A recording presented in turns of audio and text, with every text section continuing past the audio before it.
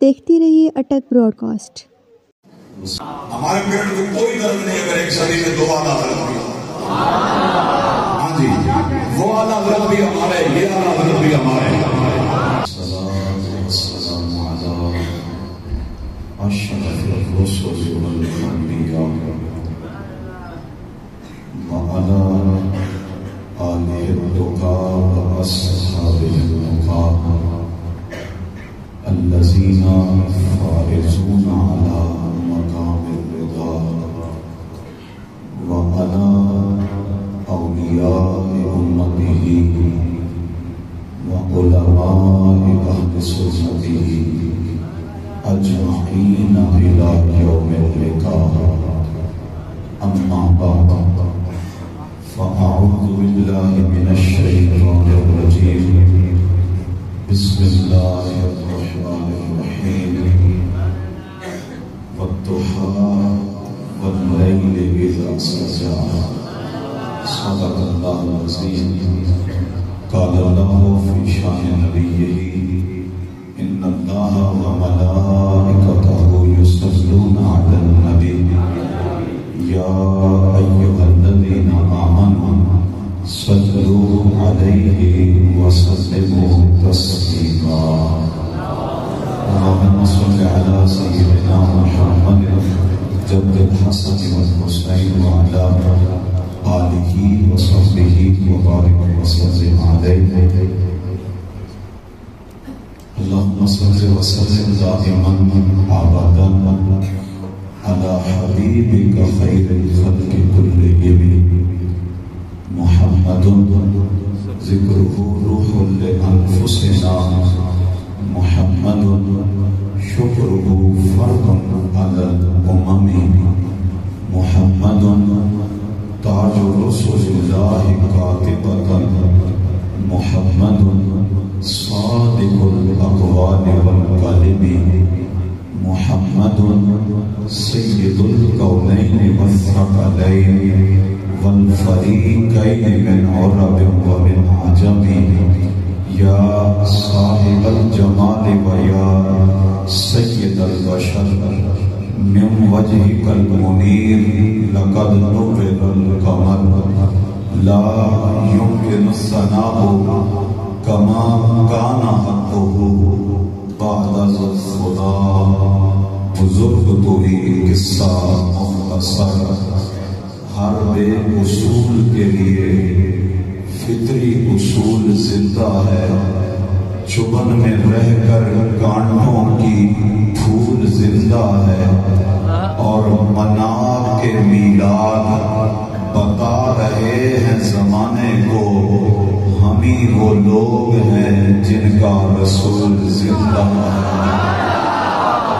اللہ پاک کی بارگاہ میں حمد و ثنا کے بعد تاجدار کائنات باعث تخلیق سماوات اللہ کے آخری نبی سید الانبیاء حبیب کبریا شب اسرا کے دولہ جناب محمد رسول اللہ علیہ افضل التحیت والسلام کی بارگاہ اقدس میں ہدیہ محبت عرض کرنے کے بعد اسٹیج پر بھی اور اسٹیج کے دونوں جانب موجود معزز محترم حضرات علماء کرام اور بزم اویسیہ کے زیر اہتمام ممکدہ اس خوبصورت میلاد شریف کی محفل میں حاضر ہونے والے اللہ کے محبوب کے غلاموں اللہ پاک کا شکر ہے اس نے مجھے اور آپ کو اپنے بے مثال نبی کا لازوال ذکر کرنے اور سننے کے لیے جمع ہونے کی توفیق عطا فرمائی ہے۔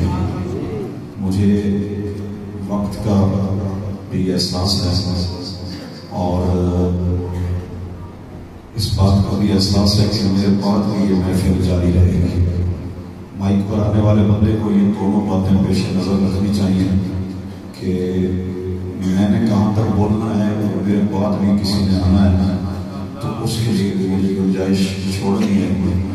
اور دوسری بات یہ ہے کہ مجھے لوگوں کو وقت کی پابندی کی عادت ہوتی ہے، مجھے بیماری ہے، اس لیے میرا ٹائم ویسے ختم ہو چکا ہے۔ صبح 9 بجے، تو 9 سے 9:45 تک میں آپ کے پاس تھا، لیکن یہ ہے کہ میں لیٹ نہیں ہوا، میں آ گیا تھا۔ بہرحال ہوتا وہی ہے کہ جو اللہ کو منظور ہوتا ہے۔ حضرت علی رضی اللہ تعالیٰ عنہ کا فرمان ہے، آپ فرماتے ہیں کہ میں نے اپنے رب کو اپنے ارادوں کی ناکامی سے پہچانا ہے۔ تو کبھی کبھی ایسا ہو جاتا ہے، لیکن پھر بھی عام طور پہ جو بندہ بعد میں آتا ہے میں پتر بڑا سا مجھے آپ نے 2 گھنٹے بٹھایا تھا، میں آپ کو، لیکن میں ایسا نہیں کروں گا کیونکہ میرے بعد ابھی جان بھائی نے بھی آنا ہے، پڑھنا ہے۔ تو میں نے آپ سے، میں نے اس لیے 2 لفظ پڑھے ہیں قرآن شریف میں، میں نے صرف 2 لفظ پڑھے ہیں قرآن شریف کے، اور ان 2 لفظوں کے بارے میں 2 باتیں آپ سے کرنی ہیں۔ وہ جڑے بندے دیوار نہ بیٹھو سبحان اللہ، یہ تو بولیں گے، یہ جو آگے بیٹھے ہیں یہ تو بولیں گے، ان کی مجبوری ہے۔ اور ایک بات میں اور آپ کو بتا دوں، ہمارے پاس خطیبانہ ذوق میں یہ کہتے ہیں کہ فرنٹ سیٹوں والے جو ہیں وہ ہمارے، یہ کوئی فرنٹ اور بیک سیٹ میلاد شریف میں نہیں ہوتی، یاد رکھیے گا، یہ ویگن نہیں ہے کہ فرنٹ سیٹ پہ بیٹھنے والے یا بیک سیٹ پہ بیٹھنے والے۔ یہاں جتنا محترم یہاں بیٹھنے والا بندہ ہے، اتنا ہی محترم وہ جوتیوں میں بیٹھنے والا بندہ ہے، سبحان اللہ، کیونکہ یہاں ہر ایک حضور کی نظر میں ہے، حضور کی نگاہ میں ہے، اور حضور کی مرضی سے آیا ہوا ہے۔ کیونکہ ہمارا تو بچپن سے ہی عقیدہ ہے، محبوب کی محفل کو محبوب سجاتے ہیں، اور آتے ہیں وہی جن کو سرکار بلاتے ہیں۔ تو یہاں بیٹھے ہوں یا وہاں بیٹھے ہوں، کرنا حضور کا ذکر ہے۔ تھوڑی دیر کے لیے میری طرف آپ نے توجہ رکھنی ہے۔ تقریر جو مظہر بھائی ابھی بات کر رہے تھے، اس میں 2 باتیں ہوتی ہیں، ایک تو مجمع پہ ڈیپینڈ کرتا ہے کہ مجمع کیا سننا چاہتا ہے، اور دوسرا یہ ہوتا ہے کہ بولنے والے کو مائک وقت پہ دیا جائے تو وہ یقیناً آپ کو کچھ نہ کچھ، اگر اس کے اندر کچھ ہوگا تو وہ آپ کو کچھ نہ کچھ دے کے جائے گا۔ بہرحال ان باتوں کو چھوڑتے ہیں۔ میرا اور آپ کا ایک بنیادی عقیدہ ہے جو ہماری زبان پہ بھی ہے، ہمارے دل میں بھی ہے، کہ اللہ نے سارا قرآن میرے نبی کی نعت بنا کے اتارا ہے۔ جس بندے کو میری بات سمجھ آئی ہے وہ سبحان اللہ کہہ سکتا ہے۔ ہمارا چاہے کوئی نقیب محفل ہو، چاہے نعت خوان ہو، چاہے خطیب ہو، چاہے کوئی چھوٹے درجے کا خطیب ہو، چاہے کوئی بڑے درجے کا خطیب ہو، چاہے محفل رمضان کی ہو، میلاد کی ہو، 11ویں کی ہو، محرم کی ہو، ختم قرآن کی ہو، ایک جملہ ہماری محفل میں کامن بولا جاتا ہے۔ ہر مائک پہ آنے والا بندہ یہ بتاتا ہے کہ لوگوں کو اللہ نے الحمد کی الف سے لے کر والناس کی سین تک سارا قرآن مدینے والے کی نعت بنا کے اتارا ہے۔ ہو سکتا ہے کوئی بندہ آپ کو یہ کہے کہ یہ جملہ صحیح نہیں ہے، کیونکہ قرآن میں تو کافروں کا ذکر بھی ہے، قرآن میں تو دوزخ کا ذکر بھی ہے، قرآن میں تو عذاب کا ذکر بھی ہے۔ میں نے کہا جب دعویٰ کیا ہے تو جواب بھی رکھتے ہیں۔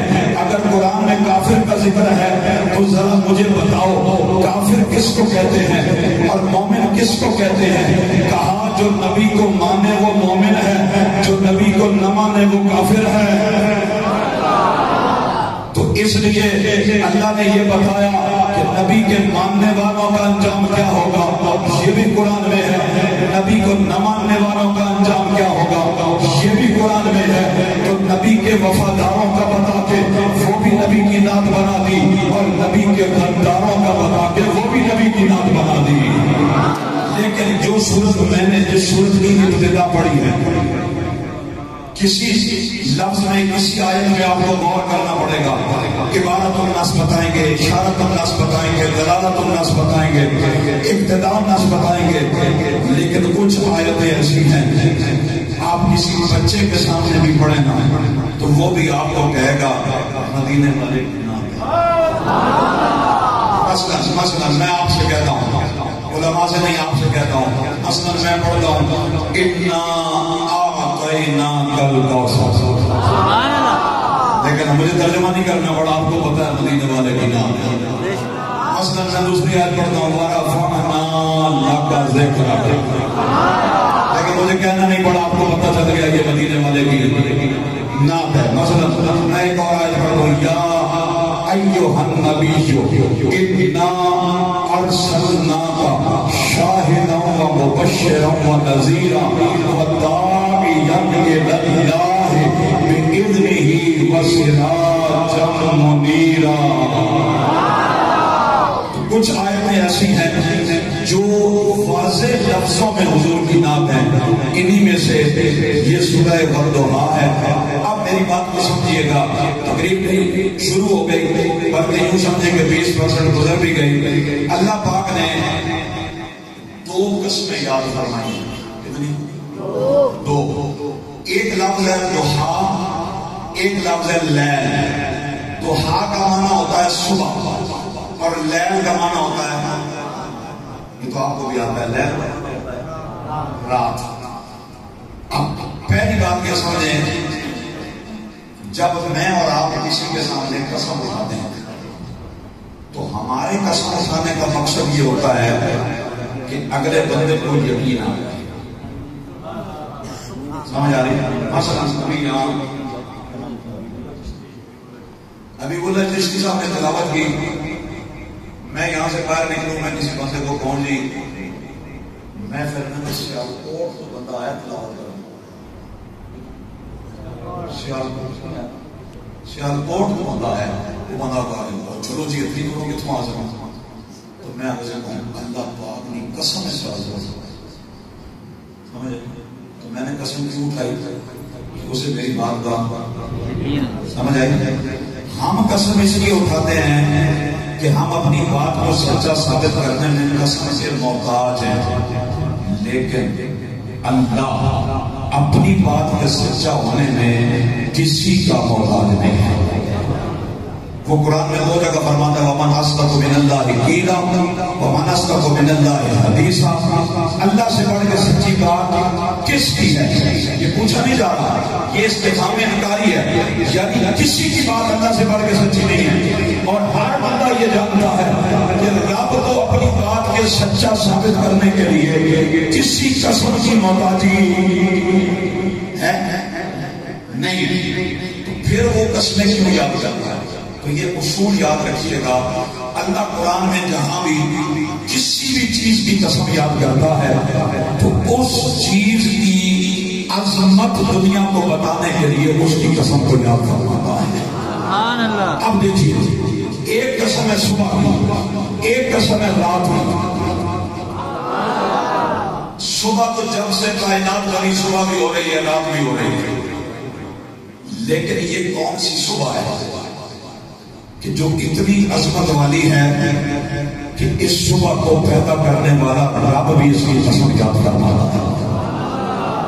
یہ کوئی عام رات نہیں ہو سکتی. یہ کون سی رات ہے کہ جس کو پیدا کرنے والا رب بھی اس رات کی قسم کھا رہا ہے. اگر مائک ٹائم پہ ملتا تو میں آپ کو اس کی تفصیل بتاتا، لیکن میں صرف دو معنی آپ کو بتا رہا ہوں، اور وہ دو معنی کس نے لکھے ہیں؟ تفسیر عزیزی ہے، شاہ عبد العزیز محدث دہلوی فرماتے ہیں اس کا ایک معنی یہ ہے، بات کو سمجھیے گا، اس کا ایک معنی یہ ہے اللہ نے صبح کو بطور مثال ذکر کیا، بطور مثال، اور رات کو بھی بطور مثال. بعض اوقات ایسا ہوتا ہے آپ نام کسی چیز کا لیتے ہیں، آپ کی مراد وہ چیز نہیں ہوتی، اس سے مراد کوئی اور چیز ہوتی ہے. مثلا آپ کو میں آسان کر کے سمجھاؤں، ایک ماں اپنے بیٹے کو کہہ دیا ہے کہ میرا پتر بالکل چاند چاند. سمجھ آئی؟ وہ کون سا چاند کہہ رہی ہوتی ہے؟ وہ تو آسمان پہ نہیں، وہ چاند بول کے حسن مراد رہتی ہے. تو چاند کو بطور مثال لائے اور مراد بیٹے کا سبق سمجھ کے بولتے ہیں، مراد بیٹے کا حسن ہے. اب اس کو سمجھیں، شاہ عبد العزیز محدث دہلوی فرماتے ہیں اللہ نے صبح کی قسم نہیں یاد کی، بلکہ فرمایا صبح کی قسم ہے، صبح بطور مثال ہے اور مراد محبوب کا چہرہ ہے. رات بطور مثال ہے اور مراد محبوب کی زلفیں ہیں. اب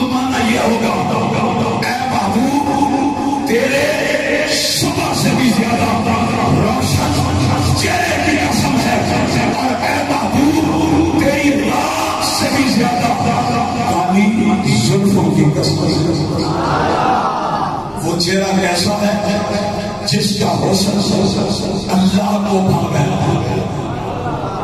اعلیٰ حضرت جس کا حسن اللہ کو بھا گیا ایسے پیارے سے محبت کیجیے. اور ایک جگہ اللہ فرماتے ہیں حسن تیرا دیکھا نہ سنا. آپ یہی ہیں تو زبان اللہ. حسن تیرا دیکھا نہ سنا. کہہ کہیں گے اگلے زمانے والے کہ حضور اللہ نے آپ کو جو حسن و جمال عطا فرمایا ہے اس کا عالم یہ ہے کہ نہ آپ سے پہلے اللہ نے یہ کسی کو دیا ہے نہ آپ کے بعد اللہ نے یہ کسی کو عطا فرمایا ہے. یہاں میں ایک روایت آپ کے سامنے رکھتا ہوں. جب نبی پاک صلی اللہ علیہ وسلم ہجرت کر کے مکہ شریف سے کدھر آئے تھے؟ مدینہ. یہ تھوڑی تھوڑی باتیں ہمیں پتہ ہونی چاہیے. مکہ شریف سے آ گئے مدینہ شریف. اچھا وہ مدینے آنے کا منظر بھی آپ کو بتاؤں. یہ جو لوگ آج تک آپ کے ساتھ سمجھ رہے ہیں آپ کے ساتھ یعنی ہمارے ساتھ کہ یہ آپ کیا گلیوں میں نکل آتے ہو میلاد کے دن جلوس لے کے اور مرحبا کے نعرے لگا رہے ہوتے ہو. تو میں نے کہا خدا کی قسم ہے یہ وہی کام ہے جب میرے نبی مدینے آئے تو میرے نبی کے صحابہ یہی ڈیوٹی سر انجام دے رہے ہیں. آپ پریشان نہ ہوا کریں. آپ صرف اپنے علماء سے مربوط رہا کریں اور ان کو سنا کریں اور ان سے پوچھا کریں. صرف میں یہ لفظ پڑھ کے آگے جا رہا ہوں. جب میرے آقا مدینے میں آتے ہیں مسلم شریف کی روایت ہے اور راوی کہتے ہیں منظر کیا تھا. صائد الرجال والنساء فوق البیوت والغلمان والصبیان قاموا فی طرق المدینہ وقالوا مرحبا مرحبا یا محمد یا رسول اللہ. راوی کہتے ہیں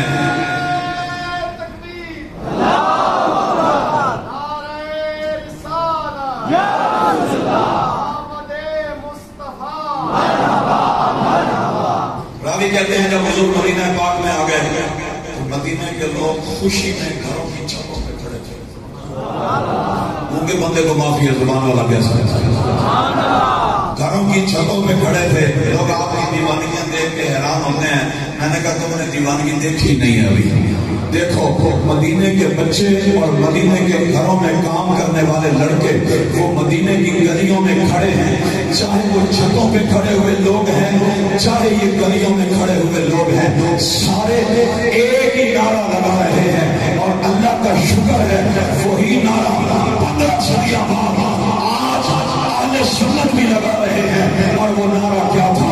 راوی کہتے ہیں مدینے والے کی سواری آ رہی ہے اور مدینے کی گلیوں میں ایک شور ہے. سارے کہتے ہیں مرحبا مرحبا یا محمد یا رسول اللہ. جب حضور مدینے آ گئے مدینے میں یہودیوں کا ایک ٹھیک نیٹ ورک ہے. یہودیوں کے لوگ ٹوٹنے لگے اور کلمہ پڑھ کے مسلمان ہونے لگے. ایک بات یاد رکھیے گا جب جب اسلام پھیلے گا تب تب کفر کو تکلیف ہوگی. بعض باتیں صرف جملوں میں ہی کہی جاتی ہیں اور وہ آپ کا نصیب آپ کیچ کر لیں تو آپ کا نصیب چھوڑ دیں تو آپ کا نصیب. جب جب کفر پھیلے گا کسی زمانے اور دور کی بات نہیں ہے کسی حکومت اور وقت کی بات نہیں ہے. جب جب اسلام پھیلے گا تب تب کفر پریشان ہوگا. لیکن اللہ نے یہ فیصلہ کر دیا ہے اسلام غالب ہونے کے لیے آیا ہے یہ مغلوب ہونے کے لیے نہیں آیا. حضور مدینے آ گئے لوگ کلمہ پڑھتے جا رہے ہیں لیکن یہودی پریشان ہیں. یہودیوں میں رہنے والا ایک عالم ہے جس کا نام ہے عبداللہ بن سلام. کیا نام دیا؟ عبداللہ بن سلام. یہودیوں نے ان سے کہا لوگ تو ہمیں چھوڑ رہے ہیں اس طرح کرو تم پڑھے لکھے آدمی ہو تم تیاری کر کے جاؤ مسلمانوں کے نبی سے مناظرہ کرو اور انہیں مشکل مشکل سوال کر کے لاجواب کر دو. جب وہ لاجواب ہو جائیں گے یہ کام لازمی بات ہے محفل میں ہوگا تو ان کے اپنے لوگ انہیں چھوڑ جائیں گے. عبداللہ بن سلام تیاری کرنے لگے. 100 سے زیادہ سوال آپ نے تیار کر لیا. تیاری کر کے، اب یہ آگے سے پیچھے تک سارے میری طرف توجہ رکھنا، تیاری کر کے مدینے والے کی بارگاہ میں ہے۔ جانے کا مقصد مناظرہ تھا، جانے کا مقصد بحث و مباحثہ تھا، جانے کا مقصد سوال و جواب تھا، لیکن جب جا کے بیٹھے اور نظر والضحیٰ کے چہرے پہ پڑی، وہی والضحیٰ جس کی قسم اللہ نے قرآن میں یاد فرمائی، جب عبداللہ بن سلام نے اس چہرہ پاک کو دیکھا، نگاہ مصطفیٰ تھی، کون سی نگاہ؟ امام کہتے ہیں جس طرف اٹھ گئی دم میں دم آ گیا، اس نگاہ عنایت میں لاکھوں سلام۔ اور دوسری جگہ کہتے ہیں سر عرش پہ ہے تیری نظر، دل فرش پہ ہے تیری نظر، سر عرش پہ ہے تیری گزر، دل فرش پہ ہے تیری نظر، ملکوت و ملک میں کوئی شے نہیں جو تجھ پہ آیا نہیں۔ حضور کی نگاہ اٹھی، عبداللہ بن سلام پہ پڑی اور لب مصطفیٰ ہلے۔ میرے آقا نے فرمایا عبداللہ بن سلام کیوں آئے ہو؟ اب میں نے آپ کو پہلے بتا دیا وہ کیوں آئے تھے مناظرہ کرنے، لیکن جیسے حضور نے پوچھا کیوں آئے ہو، جواب آتا ہے کلمہ پڑھنے کے لیے۔ کیا کرنے؟ کلمہ پڑھنے۔ کلمہ پڑھا، مسلمان ہو گئے۔ پیچھے ایک جماعت انتظار میں کھڑی تھی، ابھی خبر آئے گی عبداللہ بن سلام نے یہ سوال کیا، یہ سوال کیا، یہ سوال کیا، لیکن خبر یہ تو نہ آئی، خبر یہ آئی کہ وہ جو بندہ تیار کر کے بھیجا تھا وہ تو کلمہ پڑھ کے مسلمان ہو گیا ہے۔ اب وہ لوگ دوڑتے ہوئے آئے اور کہنے لگے عبداللہ بن سلام اگر مقابلہ کر کے ہار جاتے تو کوئی بات نہیں تھی، کیونکہ لوگ مقابلے کر کے ہار ہی جاتے ہیں، لیکن یہ کیا ہوا؟ نہ کوئی بحث ہوئی، نہ مناظرہ ہوا، نہ مقابلہ ہوا، نہ کوئی مجادلہ ہوا، نہ کوئی بات چیت ہوئی، نہ کوئی سوال و جواب ہوا، آگے بیٹھے اور کلمہ پڑھ دیا۔ اس کی کیا وجہ ہے؟ ہوا کیا ہے؟ اب وہ جھوڑ رہے ہیں عبداللہ بن سلام بتاؤ ہوا کیا ہے؟ میں نے کہا عبداللہ بن سلام کا جواب تو آپ کو بعد میں بتاتا ہوں، پہلے ان کی ترجمانی گولڑے کے تاجدار نے کی۔ گولڑے کے تاجدار فاتح قادیانیہ تھے اعلیٰ حضرت۔ ہمارے پیٹ کو کوئی درد نہیں اگر ایک صدی میں دو اعلیٰ حضرت بھی، ہاں جی وہ اعلیٰ حضرت بھی ہمارے، یہ اعلیٰ حضرت بھی ہمارے۔ سنو، انہوں نے بھی بد مذہبوں کا پتا پانی کر کے رکھ دیا، انہوں نے بھی بد مذہبیت کا پتا پانی کر کے رکھ دیا۔ آج بھی احمد رضا کا نام لو تب بھی بد مذہبیت کامتی ہے، آج بھی پیر میر علی شاہ کا نام لو تب بھی قادیانیت کامتی ہے۔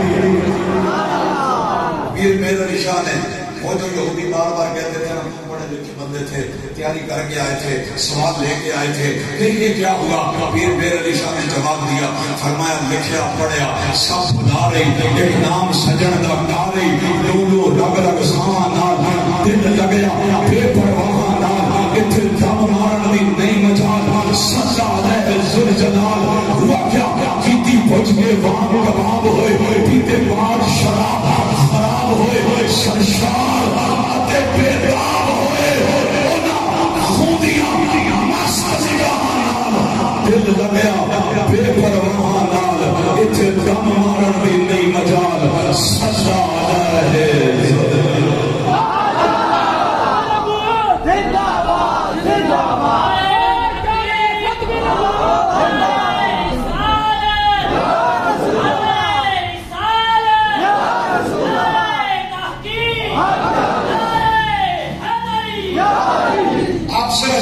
دیکھیں جب یہودی عبداللہ بن سلام کو کہتے ہیں اے عبداللہ بن سلام بغیر مناظرے کے کیسے کلمہ پڑھا، آپ جواب سننا پھر میں ترجمہ کروں گا، اسے دل میں بسا کے لے جانا اور فخر کرنا مجھے اللہ نے کیسے نبی کا امتی بنایا۔ سنو سنو، فرمایا لما، میں ایک لفظ پڑھ رہا ہوں، لما رأیتہ القی قلبی الاسلام، اشارے سے بھی سمجھ کہتے ہیں لمحہ جب رأیتہ میں انہیں دیکھ رہا تھا، میں انہیں دیکھ رہا تھا، پھر کیا ہوتا تھا؟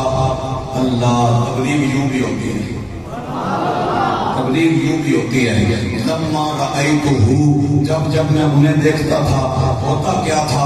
کہا میرے دل سے کفر نکلتا جا رہا تھا، صرف دیکھنے سے، صرف نظر ڈالنے سے کفر نکلتا جا رہا تھا، اسلام داخل ہوتا جا رہا تھا۔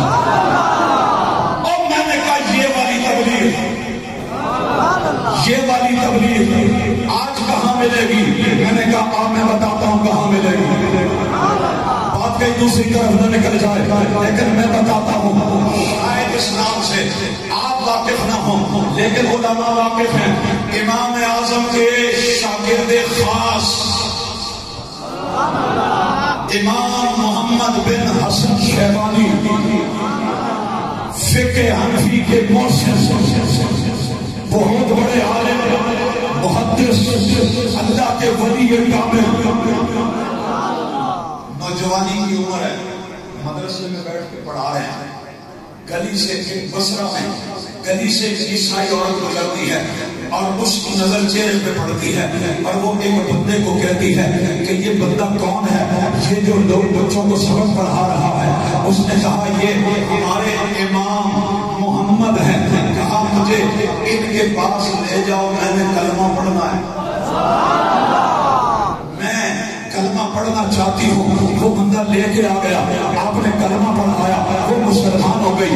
اب جب جانے لگی وہ لانے والا ہاتھ پکڑ کے کہتا ہے اے خاتون یہ بتا، نہ انہوں نے تجھے اسلام کی تبلیغ کی ہے، نہ اسلام کی دعوت دی ہے، نہ کوئی سوال جواب ہوا ہے، تو گلی سے گزر رہی تھی، تو نے صرف ان کو دیکھا ہے اور کلمہ پڑھ دیا ہے، اس کی کیا وجہ ہے؟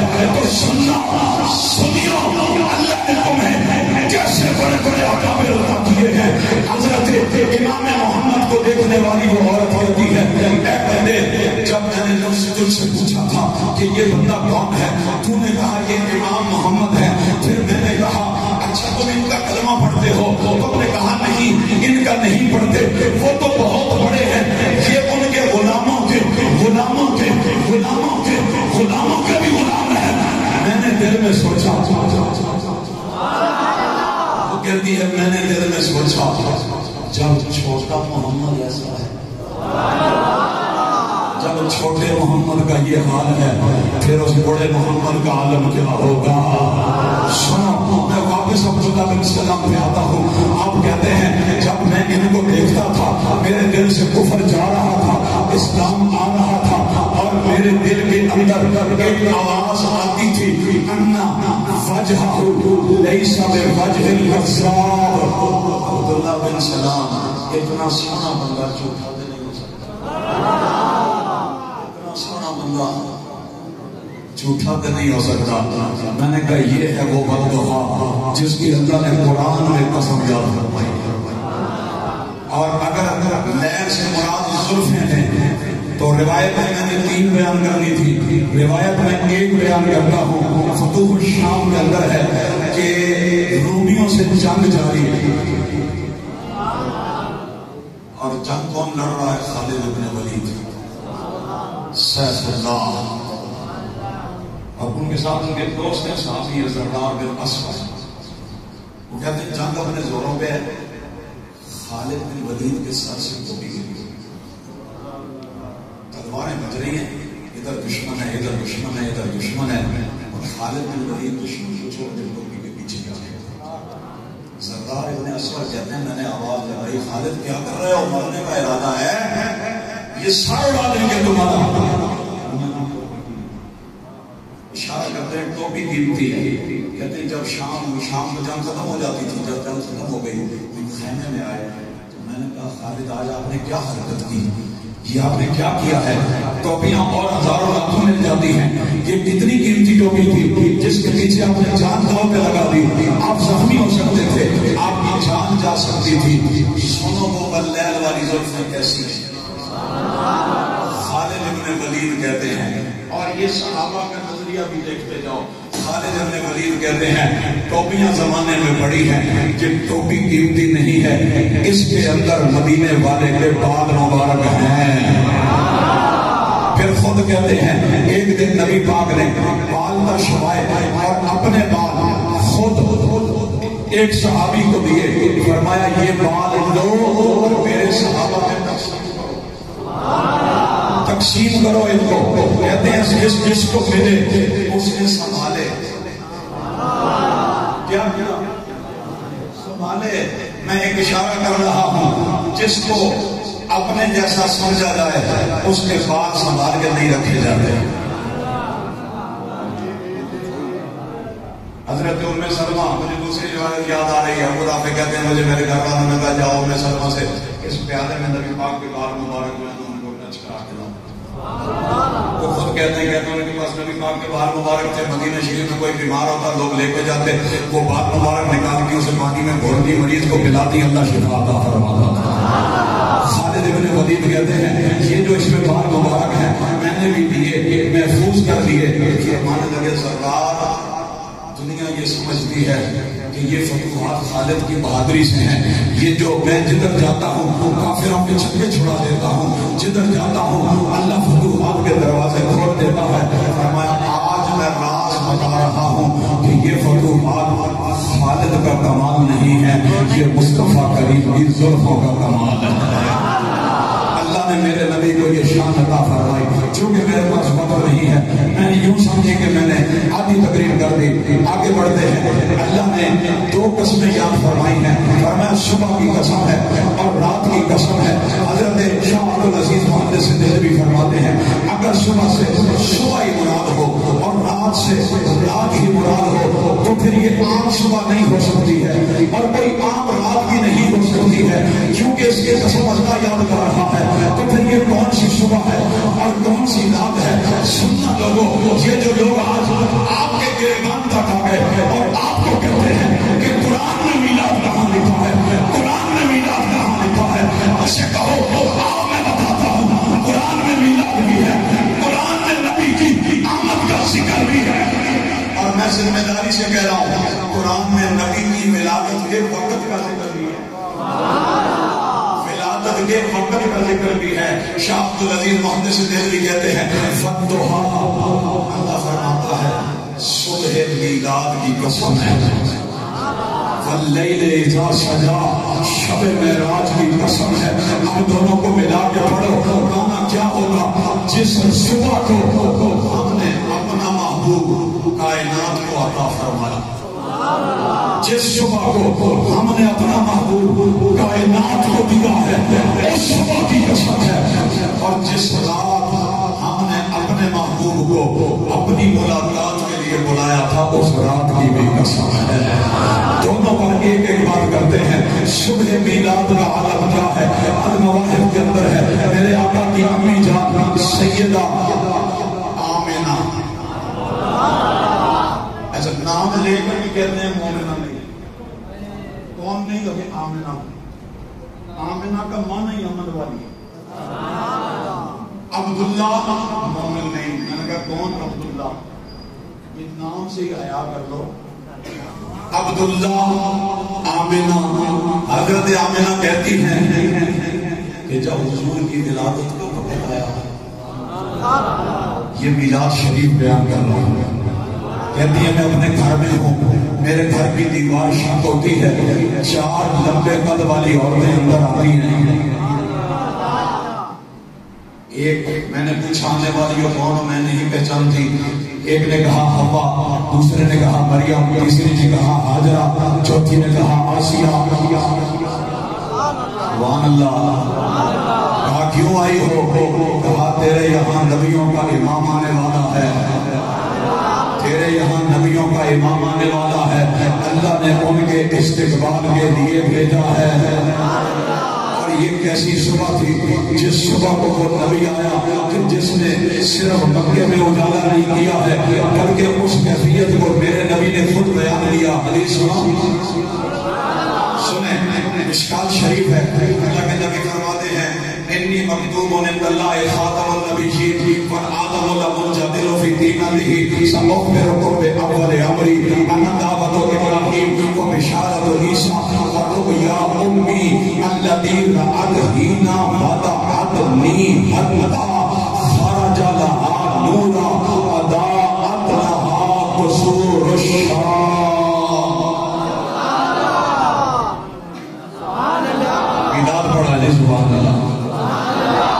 دیکھیں آپ ترجمہ کریں. حضور فرماتے ہیں میں اللہ کے یہاں خاتم النبیین لکھا جا چکا تھا. کب؟ فرمایا جب آدم کی مٹی گوندی جا رہی تھی. سأخبركم بأول أمري اپنا پہلا معاملہ میں تمہیں بتاتا ہوں. انا دعوت ابراہیم. ابراہیم جس کے آنے کی دعا مانگتے تھے وہ میں تھا. اور بشارت عیسیٰ عیسیٰ جن کے آنے کی خوشخبریاں دیتے تھے وہ بھی میں تھا. اور میں وہ تھا جس کی ولادت کے دنوں میں میری ماں کو خواب آتا تھا.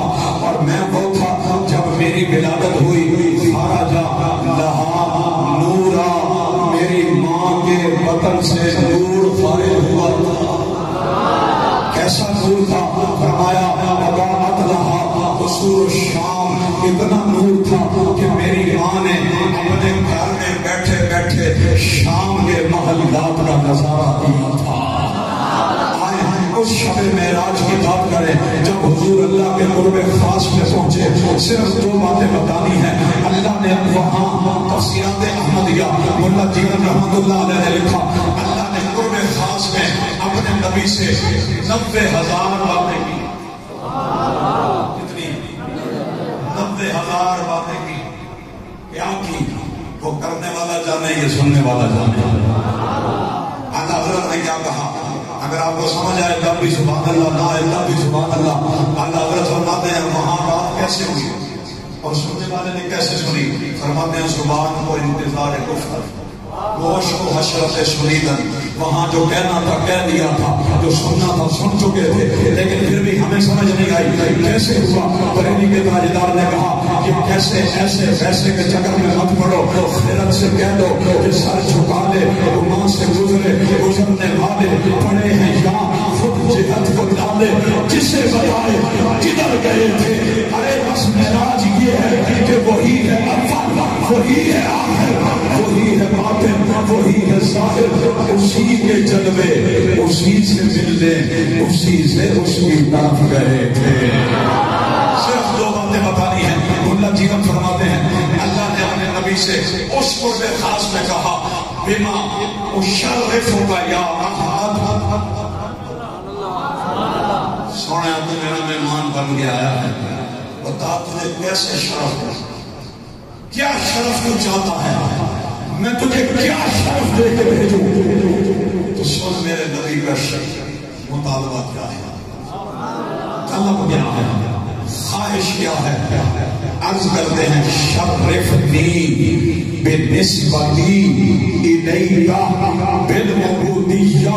اللہ نے تو نے مجھے بہت کچھ دیا ہے، لیکن اگر تو مجھے کوئی شرف دینا چاہتا ہے، شرف دینا چاہتا ہے، مجھے اپنا بندہ کہہ دیا. بالعبودیہ مجھے اپنا بندہ کہہ کے بولا. حضور اس میں کہ اللہ کا بندہ کہلانے میں فخر محسوس کرتے تھے. ایک بات ہو گئی. دوسری بات میں بالکل یہ نہیں کہوں گا کہ چلے تو اور بھی بیچ میں آ گئی. نہ دوسری بات اللہ نے فرمایا سننا مزہ آئے گا آپ کو.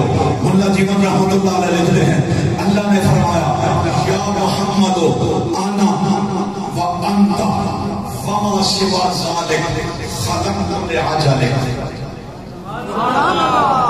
فرمایا اے محبوبہ ایک میں اور ایک میں، اس کے علاوہ کائنات میں جو کچھ ہے خلقت لعجلک میں نے تیرے لیے پیدا کیا ہے، میں نے تیرے لیے پیدا کیا ہے. محبوب ہر خزانہ دے رہا ہے، ہر شے تیری ہے، ہر اختیار دے رہا ہے. لیکن آگے محبوب کیا کہتے ہیں؟ اللہ نے فرمایا یا محمد وانا وانت وما سوا ذلک خلقت لعجلک. حضور فرماتے ہیں یا ربی انت وانا. حضور فرماتے ہیں اللہ ایک تو ہے ایک میں ہوں. وما سوا ذلک ترکت لعجلک. اللہ اس کے علاوہ جو کچھ بھی ہے تو نے بنایا میرے لیے ہے، میں نے تیری تیری رضا کے لیے چھوڑ بھی دیا ہے۔ وہ جو لوگوں کو آج سیرت لکھنے کا بخار چڑھا اور کہا ہم سیرت لکھنے چلے ہیں، لکھو جی، اور لکھنے میں کیا لکھنے لگے؟ کسی نے کہا معاذ اللہ حضور محتاج تھے، کسی نے کہا حضور فقیر تھے، کسی نے کہا لکھنا نہیں جانتے تھے، کسی نے کہا پڑھنا نہیں جانتے تھے۔ یہ نہیں تھا، وہ نہیں تھا۔ میں نے کہا اسے سیرت نہیں کہتے ہیں، اسے دماغ کی خرابی کہتے ہیں۔ سیرت کیسے کہتے ہیں؟ آؤ بریلی والوں سے پوچھو، وہ تمہیں بتائیں گے سیرت مصطفیٰ کسے کہتے ہیں۔ انہوں نے کہا ہے نبی عیسیٰ سے جان بخشی نرالی ہاتھ میں سنگرے سے باتیں ہیں، شیری مکانی ہاتھ میں دستگیریں دو جہاں کر دیا سبدین کو اے میں قربان جانے جانا انگشت پیاری ہاتھ میں اور مالک کونین ہے وہ پاس کچھ رکھتے نہیں، دو جہاں کی نعمتیں ہیں ان کے خالی ہاتھ میں۔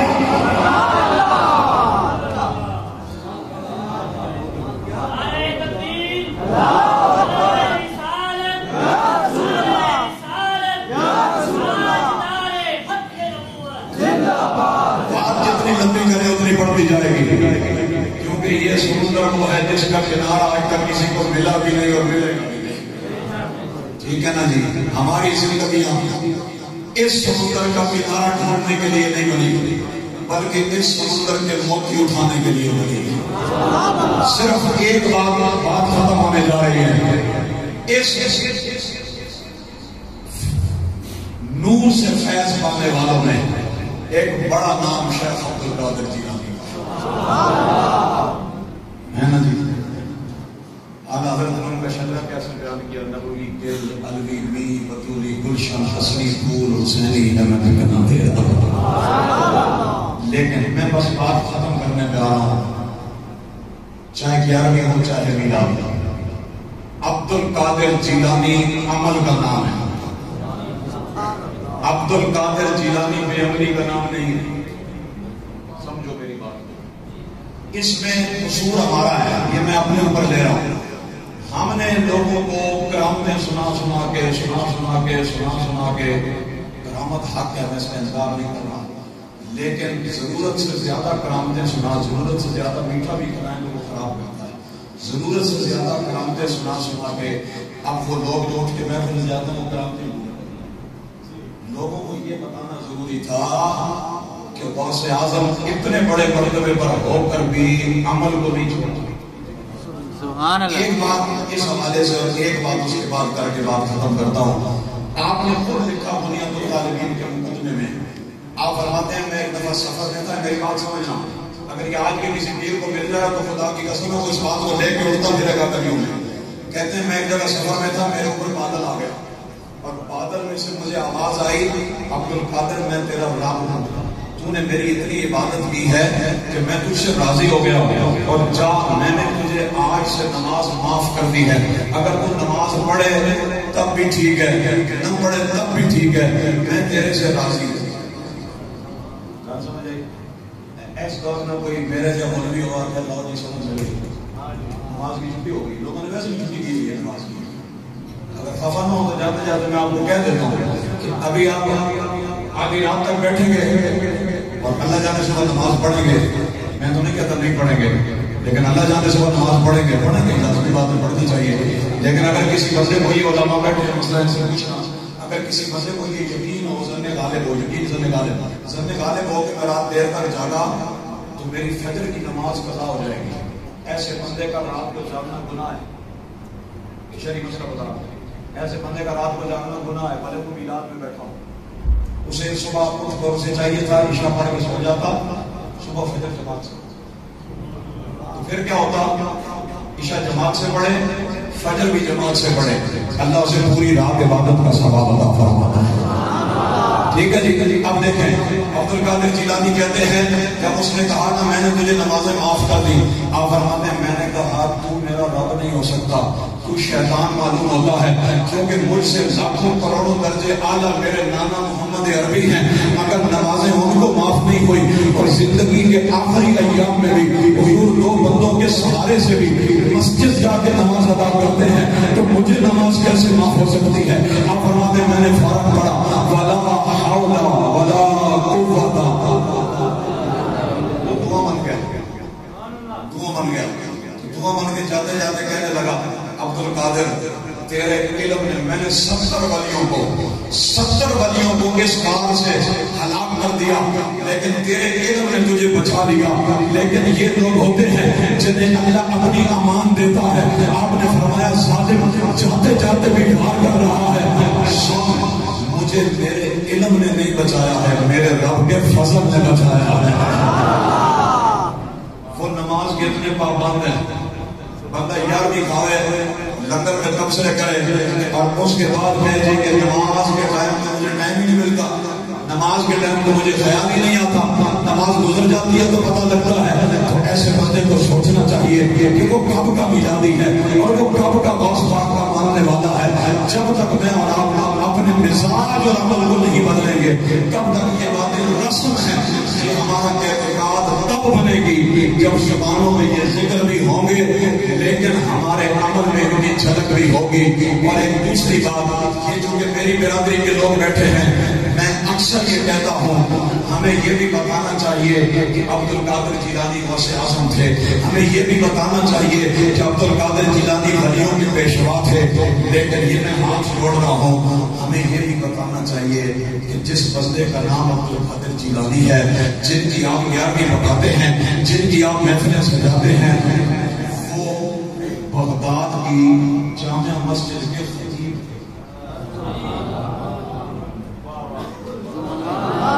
کیونکہ ہمارے یہاں کوئی خطیب تو پیر نہیں ہو سکتا، کوئی مولوی تو مولوی کے لیے پیر بننا ذہن قابل ہے، بھائی وہ نام کے ساتھ لکھے تو صحیح پیر، آپ اس کی وہ کتوں والے پیر ہوتے ہیں، بٹیروں والے پیر ہوتے ہیں، جو دانتوں کے جلسے کرائے وہ پیر ہوتے ہیں، جو قرآن حدیث پڑھائے وہ تو پیر نہیں ہو سکتا ہے۔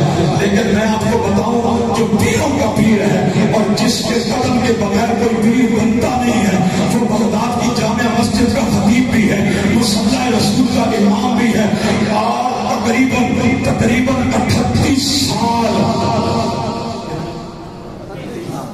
سال بغداد کے مدرسہ نظامیہ میں اللہ کا دین پڑھنے والا، قرآن پڑھانے والا، حدیث پڑھانے والا، فقہ پڑھانے والا، اصول فقہ پڑھانے والا، خود اعلان کرتے ہیں درس تو علم سر تو رتبہ، میں علم پڑھاتا رہا، اللہ نے مجھے مقام قطبیت عطا فرمایا، لوگوں کو پتا چلا ولایت علم کے ساتھ ہے، ولایت عمل کے ساتھ ہے۔ اگر کوئی بندہ آپ کو پیری فقیری کے لبادے میں یہ کہتا ہے کہ عمل کی ضرورت نہیں ہے، اس سے فوراً دور ہو جاؤ، اس سے پیچھے ہٹ جاؤ، کیونکہ یہ بندہ خود بھی دال ہے، یہ مدل ہے، یہ خود بھی بھٹک گیا ہے، کہ آپ کو بھی گمراہ کرے گا۔ آؤ میں اور آپ یہ تحیہ اور ارادہ کر کے اٹھیں کہ ہم عمل مسلمان بنیں گے انشاءاللہ۔ ہم نماز کی بھی پابندی کریں گے، قرآن شریف بھی پڑھا کریں گے۔ اللہ مجھے آپ کو عمل کی توفیق عطا فرمائے، بات عقیدگی کی نوسط سے اللہ ہمیں محفوظ فرمائے۔ شاید مجھے اس سے بھی مختصر بات کرنی چاہیے تھی لیکن کچھ وقت کا بھی تقاضا تھا، اس لیے میں نے آپ سے 4 باتیں کر لی۔ اگر بتقاضۂ بشریت سلطنت انسانی سے کوئی بات خلاف شریعت خلاف ادب نکلی ہو تو آپ سب کو گواہ بنا کے توبہ کرتا ہوں، اللہ پاک میری آپ کی توبہ قبول فرمائے۔ اے رضا خود صاحب قرآن ہے، مداح حضور مجھ سے کم ممکن ہے پھر مدحت رسول اللہ کی وما علیہ